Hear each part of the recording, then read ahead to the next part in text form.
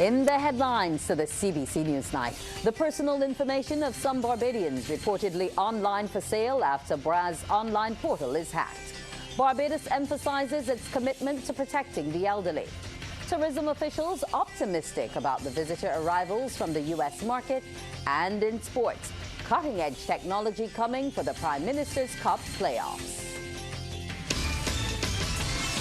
Broadcasting from our studios in the Pine St. Michael, this is CBC Newsnight, starting now.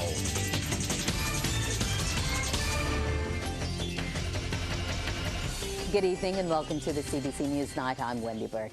Hackers have breached the Barbados Revenue Authority's vehicle registration online portal, resulting in the personal information of some Barbadians being placed online for sale. Manager of Communications and PR, Carolyn Williams-Gale, has confirmed that the BRA is looking into the situation. The Barbados Revenue Authority is aware that there is some vehicle registration application information circulating on the internet and social media, and we are actively investigating the incident. The security and privacy of our stakeholders is of the utmost importance to us. The confidence and trust that individuals and businesses have in the authority are the cornerstones of our systems. So we are currently working with our partners and law enforcement to conduct a thorough investigation to determine the nature and scope of the reported incident. As the investigation continues, we have to be mindful not to share information about the specific nature of the incident or of the security measures taken to address them, so as not to jeopardize the work of the investigators.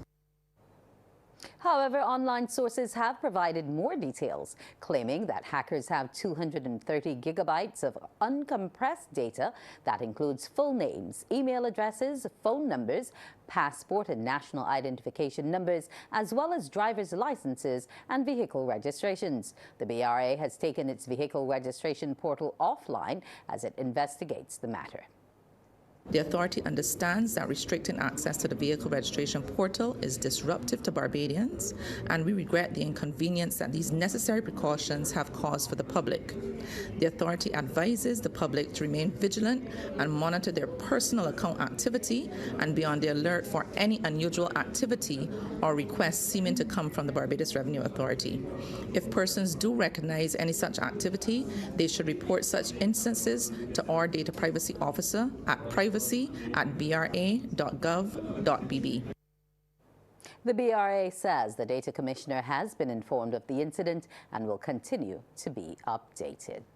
And in a statement issued this evening, Minister of Industry, Innovation, Science and Technology, Marcia Cadell, said her ministry is aware of the data breach. So far, from our investigations and from theirs, we can report that we have no reason to believe at this time that such a breach goes beyond the Barbados Revenue Authority, and further to that, we believe that it is so far isolated to the vehicle registration application. We have mobilized an incident response team, and we have also worked with the Barbados Revenue Authority to deploy further countermeasures to secure the environment in which they are currently working. We will be able to say more based on our joint investigations over the next 24 to 48 hours. And we've also engaged the data commissioner to ensure that we continue to comply with the regulations in that regard. Government is committed to fully doing whatever is necessary to protect elderly citizens. Minister of People Empowerment and Elder Affairs Kirk Humphrey is giving this reassurance as Barbados joined the world in observing International Day of Older Persons today. Anesta Henry has this report. Barbados joined the world in observing International Day of Older Persons. Among the activities to commemorate the day was a service to conclude Senior Citizens Month at the James Street Methodist Church. It was there that Minister of People Empowerment and Elder Affairs Kirk Humphrey spoke of government's intention to train care workers for the elderly, as well as the preparation of draft legislation for the protection of older people. He went on to commend financial institutions for implementing strict measures to protect elderly citizens from financial abuse. Banks have become a lot more protective of older persons, so that if an older person has dementia and a family member shows up and is asking to move the assets into their name, allow them access to the bank account, a lot of banks are saying no. that you need to either come with some support from the ministry, you need to be able to prove that you're a next of kin, or you need to have a power of attorney or something that gives you the authority to be able to claim these assets. And this is an attempt to protect the older persons. And I want to commend the banks in that regard. And over at the Queen's Park Steel Shed, the Barbados Association of Retired Persons collaborated with the Department of Emergency Management to host a seniors roundtable discussion themed Protecting Our Seniors During Disaster. Addressing that event, Minister Humphrey said natural hazards are expected to intensify due to climate change, placing the lives of elderly people in Barbados at risk. We have a policy that has outlined 8 pillars. I won't go through the pillars, but there are 8 pillars. It speaks to economic issues, it speaks to financial issues, health care, and the last one speaks to disasters. And in it, we've outlined very clearly what our objectives must be to be able to address these issues before and after. And that is why this conversation is so important. Meanwhile, BARP's president, Marilyn Rice-Bowen, wants the elderly to always be prepared for natural disasters. When it is hurricane time season, keep a bag packed. So whenever we get a notice and you know that you must evacuate, take up that bag, take up your food supplies and move. Barbados is prone to various hazards, including fire, floods, hurricanes, storm surges, and earthquakes, to name a few. Recently, an elderly man was severely burned during a house fire. Anesta Henry, CBC News. Government is gearing up to shell out close to $1 million to purchase a building to be used as a secured treatment facility for children. Minister of People Empowerment and Elder Affairs Kirk Humphrey says the building, which has already been identified, will be modernized to offer care and support to children who need it. He shared details about the project with the media on the sidelines of the Seniors Roundtable discussion at the Queen's Park Steel Shed. Residential facilities in the Child Justice Bill is for where a child who might have committed what traditionally would be a crime and would then be interfacing with the justice system. In that bill, we also put in place facilities, instead of the child going through this justice system, for that child to then be diverted to care, the child care board, if necessary, where the person would get treatment and be able to get better care, as opposed to seeing the child as a criminal, to give the child the level of intervention and level of care. The secure treatment facility, we've just identified a building. We're going to purchase that building. The building is about $800,000. We're going to purchase it, modernize it, and use that as a secure treatment facility. Minister Humphrey also announced that Cabinet has decided to have one person leading the Child Care Board and National Assistance Board. He says the move forms part of the amalgamation of social care agencies. So the current chairman of the National Assistance Board will become chairman of the Child Care Board as we begin the process of moving toward, it makes sense, as we begin the process of moving toward amalgamating so that we have one common set of ideas as we move forward. We've settled as well on the legislation. We just had a final meeting with the drafters, and the legislation will be to bring into legal being and legal force the new entity, the new Family Services Agency. Coming up, optimism about the upcoming tourist winter season. We are your voice, the 2024 Parish Ambassadors of St. Peter. Did you know that Barbados has a child protection bill? The Child Protection Bill acknowledges the connection between child abuse, neglect, and mental health issues amongst our youth. The bill gives support through mental health counseling to children who have experienced trauma or are living in challenging circumstances. By addressing the emotional impact of abuse, we can assist children in healing and building confidence, giving them a voice to speak up and speak out. Let's all protect the children of Barbados, the gems of our nation.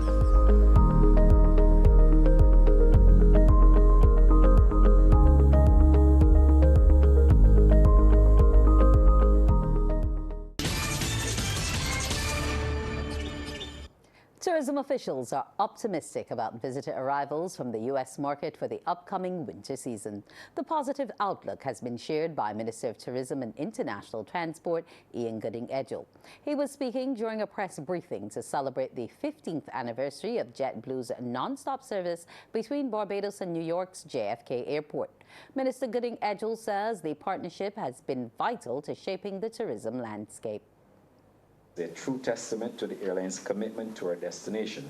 From January to July of this year, JetBlue's New York service accounted for 27% of total U.S. arrivals. As we look forward, the growth potential of our partnership is immense.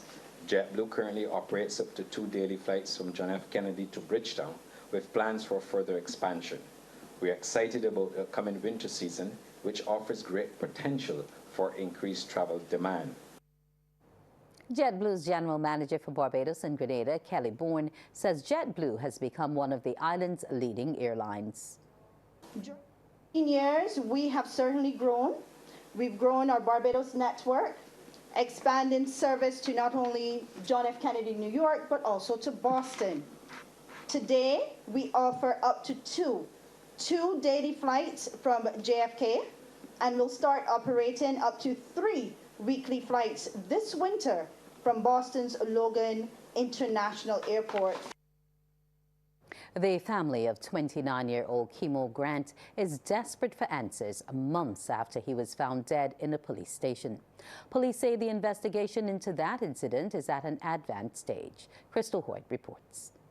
The family of Kimo Grant, the young man who died in police custody here at the Bridgetown Central Police Station more than 3 months ago, is still trying to find out exactly what led to his untimely death. The call by several family members for answers has become even more insistent after some of them were given the opportunity to see his body. Grant's father, Jeffrey Odell, says they were not allowed to ask questions or take photos, but he vividly recalls what he saw when they were called to the morgue to identify the body. I see my son, the forehead burn out, and one eye there good, and a whole eye spot, a bare hole, one eye gone, complete gone, no eyeball at all.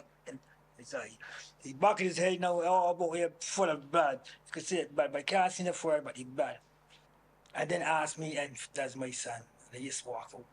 Marty Garnes, one of the lawyers on the family's legal team, has questioned the police's ongoing investigation, given that Grant was allegedly found dead in a cell back in June.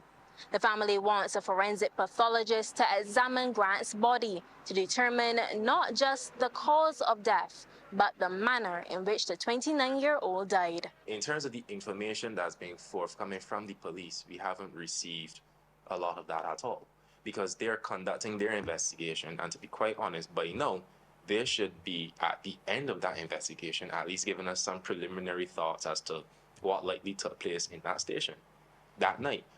When I asked Police Commissioner Richard Boyce for an update on the investigation, this was his response. Yes, what I would say is that the police investigation into that matter is now that the post-mortem has been completed and the doctor has written his report back to the coroner, we are saying that we have a clear direction where the avenue that we should take in having that case, that matter, before the coroner for the hearing.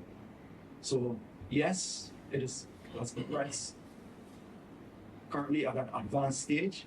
The investigator is working on it, and if in no time we will have that file at the coroner's court. Meanwhile, the family's lawyers have made it clear that they are willing and ready to take the case all the way to the Court of Appeal. Crystal Hoyt, CBC News. Barbados Ambassador to CARICOM, David Comachon, agrees with Prime Minister Mia Motley's call for countries to work together on issues critical to humanity. He says the Barbadian leader sent a strong and positive message in her address at the recent UN General Assembly. Ambassador Comachon was a guest on CBC TV8's Morning Barbados. Our well-being as human beings, how we create and prioritize human development, how we get away from warfare. And she had the audacity to say to the world, you need to turn to the African philosophy of Ubuntu. Yeah. I am me because of you. Yes. And because of we, and because of our connection with each other and with Mother Nature. And I think it's a message that it's a message that the world desperately needs right now, and it's a message that's going to resonate for many, many years to come. Changing weather patterns are having an effect on Barbados's aquifers. National Project Coordinator for the Water Sector Resilience Nexus for Sustainability in Barbados initiative, Alex Harewood, highlighted that despite recent bouts of sharp rain, the aquifers are not being recharged. He says as a result, the water is lost due to runoff or goes out to the sea. To counter this, he says the Barbados Water Authority and other agencies are working to rehabilitate over 20 infiltration or suck wells. He says these are located in key areas across Barbados. Mr. Harewood was among the panel for a town hall meeting at the St. George Parish Church. We live in on this island, the primarily a karst region, which means that is mainly made up of limestone. Ultimately, the percolation is up to 90 days. One of the challenges that happens when we do get those sharp, intense rainfall is that we get waterlogging at the soil and at the in the Barbados region, and as a result, we don't get the percolation going down into the actual aquifer. We get runoff. Sports is just ahead. Some ask, what makes Barbados so special? We at Morning Barbados say it's you, our exceptional youth. You are talented, resilient, and inspirational. You are the epitome of the Barbadian spirit, testing the boundaries of your creativity. If you are an entrepreneur, artist, baker, designer, author, or have done anything you think should be highlighted, email us at morningbarbados@cbc.bb. Let us show the world our exceptional Bajan youth.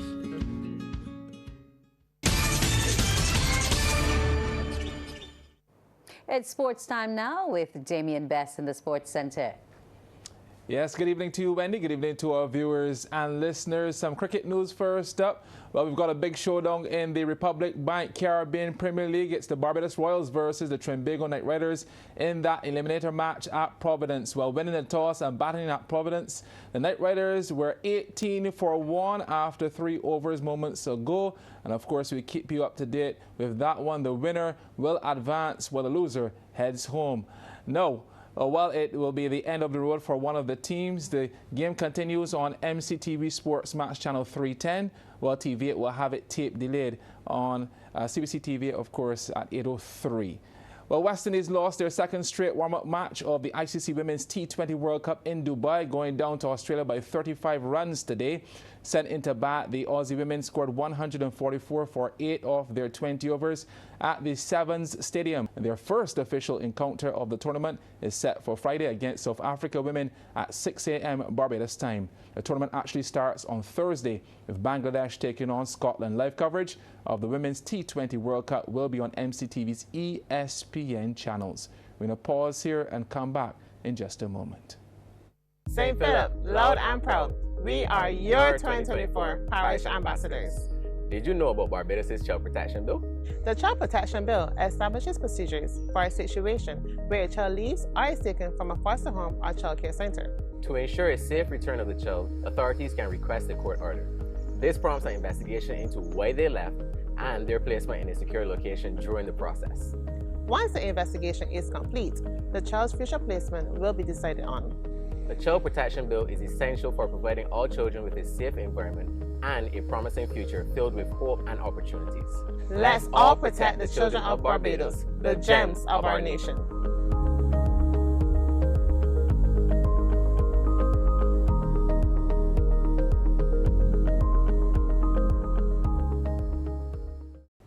Well, for the first time ever, one of the biggest modern-day football technologies will be used in Barbados, and it will be in the inaugural Prime Minister's Cup. This week, local referees are busy doing both off and on-field training as they prepare to use VAR to enhance officiating for the tournament. CBC's Anne-Mar Goodrich-Boyce has the exclusive. The ongoing semi-professional Prime Minister's Cup football competition is about to kick into a new direction, with the introduction of the video assistant referee, also known as VAR, from the quarter-final stage. Referees will now be assisted by 4 different camera angles for the final 4 matches of the tournament, and 8 for the grand finale set for Independence Day at Kensington Oval. Officials are now set to review decisions, using video footage as instant replay as well as pitch side monitors to check for possible penalties, goals, direct red cards, and mistaken identity. During an official training session for referees, FIFA Member Association technical instructor Trevor Taylor says VAR being used on the island is a good move. I think Barbados is a trendsetter in a lot of things, especially in the Caribbean, and I think that this is the way forward. The technology is as good as the user. That is why they say the best referees are the best VARs. Right? You have the VAR, and then you have the assistant VAR. Right? And he is who assists the referee in most of the decisions if needs be. And it is supposed to have a little interference, but a big impact, meaning it's supposed to support the referee in his decisions. Taylor, who is also a former FIFA referee, explained how the VAR system will work. It's something new to us. We see it on television, EPL, Spanish League, etc., even in MLS. Right, but this is something new to us, and everyone is excited. We have started our training using the protocols, the FIFA protocols, in terms of what the assistant referee should do, what the referee should do, if she should delay the restart, if she should go over to the review area to review the incident. And we will continue this until the quarterfinals and beyond. We had our classroom session on Sunday, handball and VAR, which we call the line-up intervention. And the key philosophy for FIFA is that it is or it is not. It is a foul or it is not a foul. Is it a penalty or is it not a penalty? Is it offside or not offside? Right? So we hold into that philosophy, and we are going forward with that in the use of VAR. VAR was first used at the 2018 FIFA World Cup, and since then it has been implemented in over 100 competitions worldwide. Anne-Mar Goodrich-Boyce, CBC Sports. Thanks so much, Anne-Mar. Wendy, that is the first half. In sports, we'll be back a bit later on. Thank you so much, Damien. We'll listen out for that match. Up next on CBC's Newsnight, the Business Report. Books open your heart, your mind, and your soul. They are educational, entertaining, inspiring, and motivating. Are you an author of a recent book you want to share? Then Morning Barbados would love to feature your book in our The Next Chapter segment. Send us an email to morningbarbados@cbc.bb. That's morning without the G. Come and let us turn those pages together.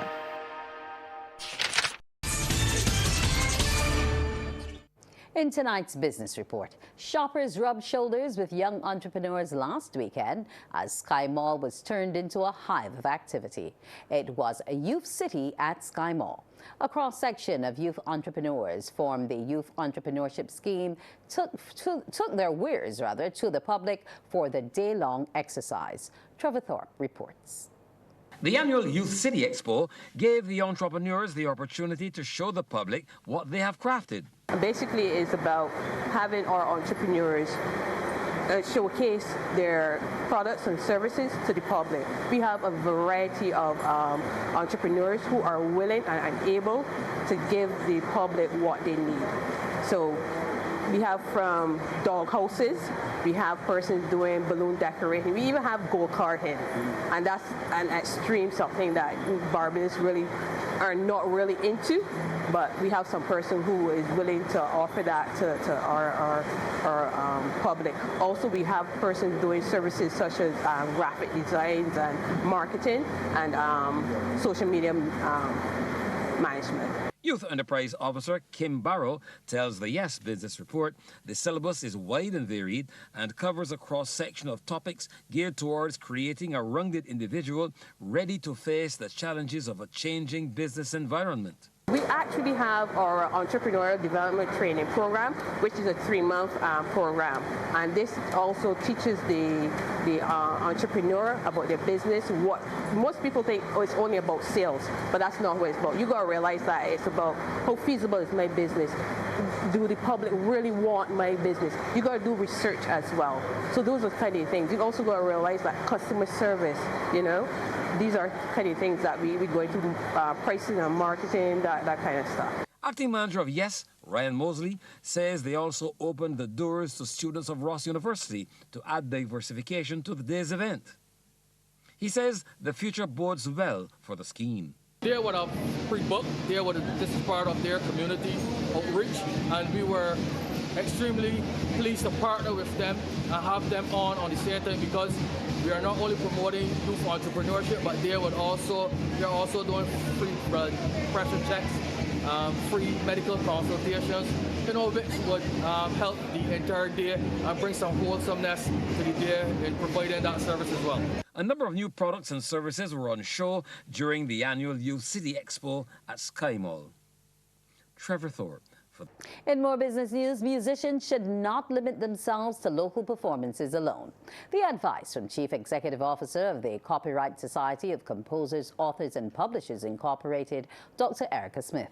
She says focusing on cropover only limits an artist. Dr. Smith adds that exposure to other genres helps creativity.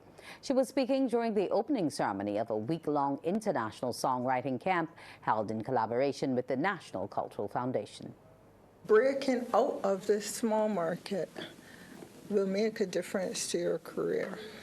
Being able to work across genres is also important.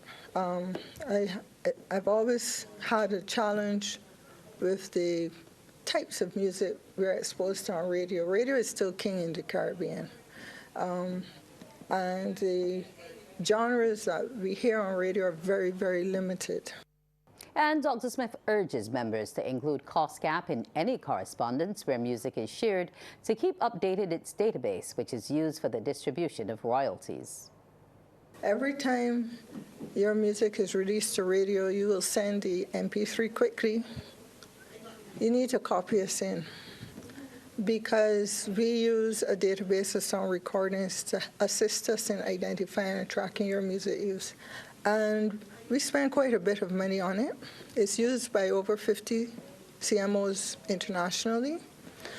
And whilst they're able to use it very efficiently to distribute royalties, and also, importantly, as the basis of charts, music charts, objective music charts, we can't. We can't because locals just, for some reason, find it difficult to just send us a copy of the MP3. And that's it for tonight's business. We'll take a break and be back with the weather. From the heart of Barbados, we are your 2024 St. Thomas Parish Ambassadors. Are you aware of the Child Protection Bill of Barbados? The Child Protection Bill focuses on the best interests of all children in Barbados, with particular attention to those who are most vulnerable. Furthermore, it emphasizes the importance of proper care for children under 12. Remember, if a child is left unsupervised for an extended period, it can be considered an offense and lead to legal consequences such as fines or even imprisonment, as it puts the child at risk. By prioritizing the well-being of all children and holding adults accountable, the Child Protection Bill builds a safety net for Barbados' most precious gems. Let's all protect the children of Barbados, the gems of our nation.